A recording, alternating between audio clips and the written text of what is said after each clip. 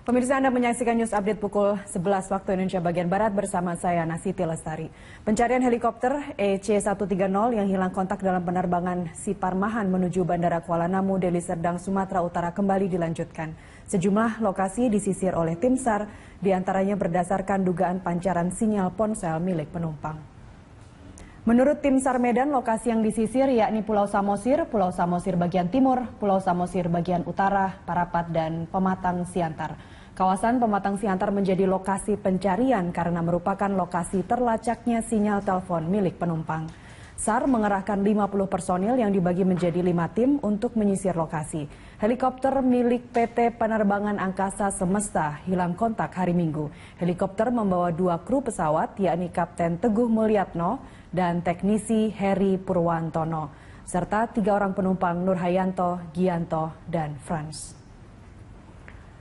C-130 dengan register PKBKA hilang kontak siang tadi. Helikopter ini membawa 5 penumpang berikut kru pesawat dengan tujuan Pulau Samosir ke Bandara Kuala Namu Internasional, Sumatera Utara. Hingga malam ini kantor SAR Medan terus berkoordinasi mencari helikopter jenis helikopter 130B4 milik PT Penerbangan Angkasa Semesta yang hilang kontak sejak siang tadi.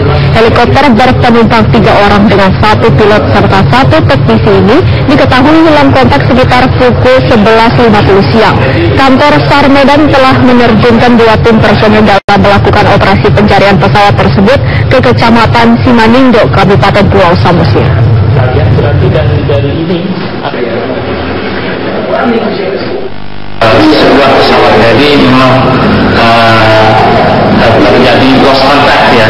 Jadi lost contactnya pada jam 11.50 penerbangan dari Samosir menuju Kuala Namu. Ada berapa penumpang di helikopter itu? Penumpang 5 orang penumpang. Kemudian jenis helikopter tersebut adalah PKBKA. Panglima TNI Nurmantio beserta Kodam 2 Sriwijaya meninjau lokasi pembuatan sistem kanalisasi di lokasi kebakaran lahan di Palembang, Sumatera Selatan. Sementara itu, kebakaran lahan gambut di Sumatera Selatan masih meluas. Dari pantauan udara, ratusan titik api terlihat jelas. Di kawasan hutan dan lahan industri di daerah Angin Sugihan, Ogan Komering Ilir, dan Musi Banyuasin, Provinsi Sumatera Selatan, terdapat titik api kebakaran lahan yang masih meluas. Titik api di wilayah Sumatera Selatan saat ini terdapat 641 titik api. Inilah yang menyebabkan sejumlah daerah di Sumatera Selatan, khususnya di Palembang, terserang kabut asap. Di kawasan Ogan Komering Ilir dan Musi Banyuasin ini, Panglima Tentara Nasional Indonesia Jenderal TNI Gatot Nurmantio meninjau sistem kanalisasi yang digunakan untuk pemadaman kebakaran lahan gambut. Pemadaman dilakukan dengan cara pemanjiran air yang ditarik langsung dari Sungai Musi, Ogan Komering Ilir, dan Tanjung Api-Api, Musi Banyuasin. Menurut Gatot Nuryanto, metode kanalisasi di kawasan gambut ini merupakan upaya tepat dalam upaya pemadaman kebakaran di lahan gambut yang paling efektif. Bisa dilakukan hanya lewat udara saja. Jadi sangat berbeda pemadaman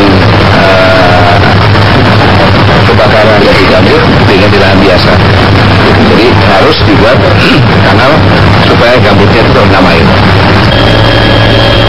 Rencananya Presiden Joko Widodo juga akan melakukan pemaparan tentang pentingnya pembuatan kanal, baik itu di lahan perkebunan maupun di kawasan hutan tanaman industri. Hal ini agar musim kemarau kebakaran dapat dicegah. Dari Palembang, Sumatera Selatan, Kinjaki Patra, Freddy Primanada, Sitiwan mengabarkan. Menggelar aksi solidaritas untuk korban asap. Mereka melukis sebagai bentuk protes yang menggambarkan kritikan terhadap pemerintah yang dianggap lamban mengatasi kabut asap. Mahasiswa yang tergabung dalam komunitas seni lukis ini membawa media triplex, cat dan alat lukis dengan memajang lukisan sepanjang bawah jembatan flyover Makassar. Aksi ini bertujuan untuk memberikan rasa solidaritas bagi masyarakat yang merasakan dampak kabut asap tebal. Rencananya, lukisan dan gambar para seniman Makassar ini akan dipajang di bawah jembatan flyover Makassar beberapa hari ke depan. Hal ini agar para pengendara juga melakukan bentuk yang sama untuk membantu warga Riau dengan melestarikan hutan dan mencegah pembakaran hutan.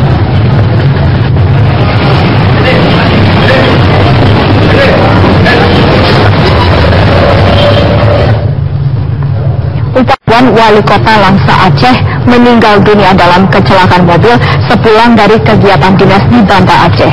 Kecelakaan itu juga mengakibatkan 3 orang lainnya meninggal dunia serta 3 lainnya luka parah, termasuk anak bayi sang wali kota.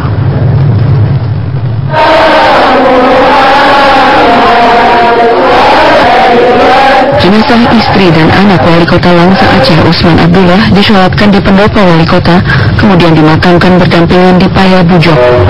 Marisa Mukhtar dan anak perempuannya yang berusia 9 tahun Zahara meninggal dunia akibat kecelakaan mobil di Sungai Raya, Aceh Timur. Kecelakaan maut itu terjadi dini hari tadi ketika rombongan istri wali kota dalam perjalanan pulang dari kegiatan dinas di Banda Aceh menuju Langsa. Mobil dinas jenis minibus yang ditumpangi para korban bertabrakan dengan truk tronton di kawasan Sungai Raya, Aceh Timur. Truk ambruk di bagian depan dan terprosok ke tepi jalan setelah menabrak warung. Di TKP terdapat mobil tronton sedang berbangkit di bahu jalan. Kemudian berusaha menyalip, tapi dari lawan arah muncul tronton. Dari arah Langsa menuju Banda Aceh terjadi laka lantas tabrakan lantas kambing. Selain istri dan anak wali kota, 3 orang lainnya juga meninggal dunia akibat kecelakaan ini, yaitu sopir Fajakir, ajudan istri wali kota Risma, dan pengasuh anak Zulfadli. Sementara itu, anak bungsu wali kota yang masih bayi, Uwais Karni, menjalani perawatan di rumah sakit di Medan. Tangannya patah akibat kecelakaan itu.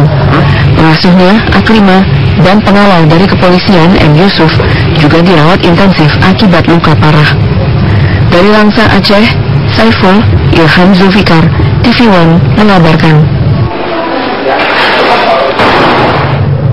Laki ditemukan di dalam kardus yang diletakkan di pinggir jalan di Kudus, Jawa Tengah. Saat ditemukan, plasenta bayi masih melekat di badannya. Diduga ibu bayi itu sengaja membuang bayinya dari hubungan hasil hubungan gelap.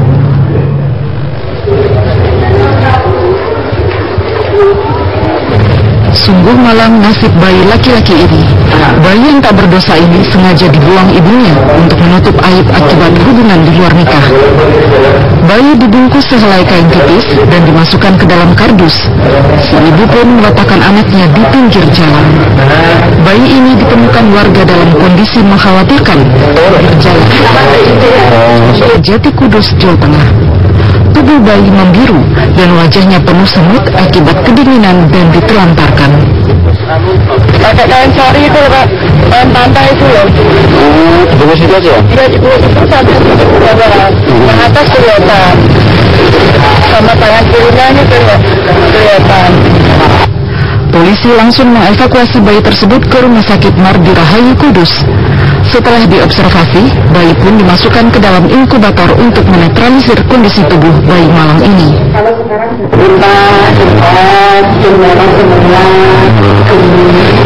Sempat kecingan mungkin nggak kecingan?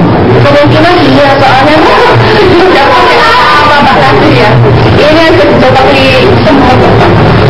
Tapi ini nyamuk semut sampai berapa? Pihak rumah sakit belum memberi nama bayi laki-laki ini. Sementara polisi sektor Jati masih menyelidiki pelaku pembuangan bayi. Sebelumnya, pembuangan bayi kerap terjadi di Kudus. Seorang bayi perempuan juga ditemukan di teras rumah warga. Dari Kudus, Jawa Tengah, Galih Manunggal, TV One mengabarkan. Sebuah truk yang mengangkut kayu terjun bebas ke jurang sedalam 25 meter di Banjar, Jawa Barat. Beginilah kondisi truk muatan kayu yang terjun bebas ke jurang sedalam 25 meter di Tepung Kerta, Banjar, Jawa Barat. Beruntung, supir dan kernet truk berhasil menyelamatkan diri. Peristiwa ini terjadi ketika truk muatan kayu albasiah yang dikemudikan oleh Ardi Nurdin melaju dari arah Banjarsari, Ciamis menuju pabrik kayu di Banjar. Saat berada di Jalan Tanjakan Tepung Kerta, dua truk yang berada di depannya berhenti mendadak. Karena khawatir menabrak truk di depannya, Ardi Nurdin pun mengerem. Namun karena muatannya terlalu banyak, truk oleng ke kanan dan akhirnya terjun bebas ke jurang.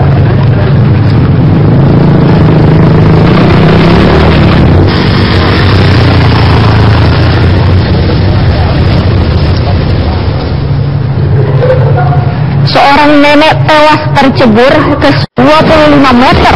Kami kembali sesaat lagi.